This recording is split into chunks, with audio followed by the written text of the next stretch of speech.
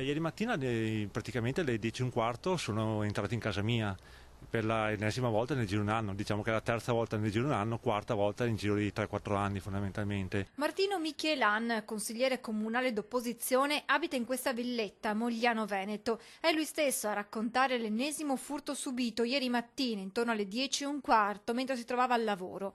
I banditi si sono introdotti in casa forzando il balcone che Michelan, dopo l'ultimo colpo, aveva rinforzato con queste barre. Ma i malviventi non si sono fermati nemmeno davanti a questo. Ho fatto delle modifiche che loro hanno osservato perché sono venute qua con strumentazioni in modo tale da sopperire a quelle modifiche là. Non è servito niente perché hanno distrutto il serramento. Vengono con mezzi tecnici, martinetti idraulici, roba del genere, fanno quello che devono fare in pochissimi secondi. Hanno divelto la finestra con le stesse modalità dell'anno scorso, quindi mi viene anche il dubbio che siano sempre gli stessi che si organizzano. Dopo aver forzato il balcone utilizzando un pezzo di ferro hanno divelto il vetro della finestra, una volta in casa hanno richiuso gli scuri in modo che da fuori nessuno notasse qualcosa e hanno lavorato indisturbati.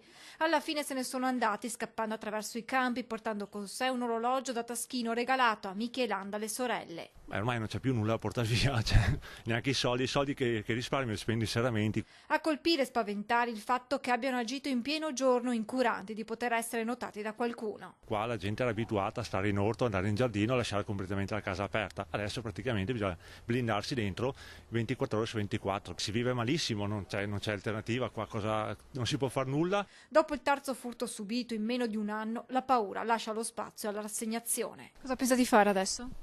O vendo tutto e vado via, oppure aspetto, lascio le porte aperte che vengano dentro intanto. Pulirò quando entrano. Questa porta qui praticamente è aperta, perché così almeno non me la rompono, diciamo. Risparmio sul vetro.